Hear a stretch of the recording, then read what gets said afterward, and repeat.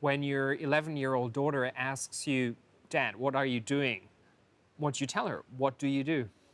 Well, I tend to tell her that we are building large-scale offshore wind farms, and I show her what they look like, and I tell her that they produce green energy, and green energy is needed for the future soundness of this planet. If we don't find scalable, long-term, sustainable solutions for how to curb the trend on CO2 emissions, I sincerely believe it's going to destabilize the ecosystem on this planet. What will the energy mix look like in the year 2030? The energy mix in Europe by 2030 will have a much, much bigger component of renewables. That's beyond doubt by now.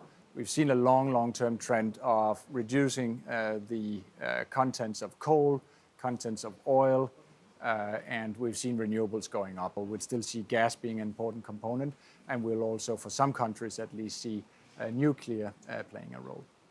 And what are the drivers that will get us there? First of all, we see a lot of assets, generation assets, coming to end of life, so they're simply running out of time. Secondly, there is a very urgent need to deal with climate change.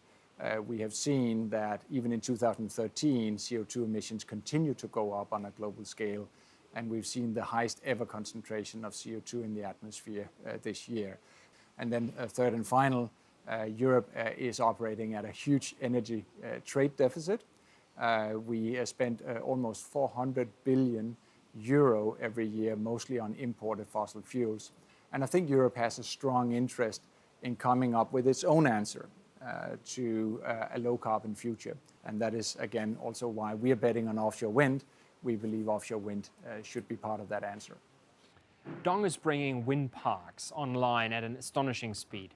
How did you do that, and what role does financing play here? Well, financing has obviously been a critical component. It is an incredibly capital-intensive transformation of the energy system. It's obviously been instrumental for us to find the money, so to speak, to build offshore wind farms. What do you expect the role of banks to be in infrastructure financing going forward? I think there will be a role for banks to contribute to the financing of energy projects going forward. I think we'll need all of the sources that we can get, given the capital intensity of the energy transformation. But we'll still need to tap in directly into institutional investors like pension funds, like insurance companies and the likes. What were the stumbling blocks in implementing these new solutions and approaches in financing? Offshore wind was a relatively immature technology when we started developing these offshore wind farms. And we have obviously had to invest quite a bit into bringing all investors up to speed in terms of what are the details of the risk-return equation associated with offshore wind. Given that it's a new technology, they needed to get comfortable with the technological risk, the market risks, the construction risks, etc. So that has been a significant effort on our side to get them comfortable, so to speak. Siemens is offering both the technology and the financing aspect. How important is that for you?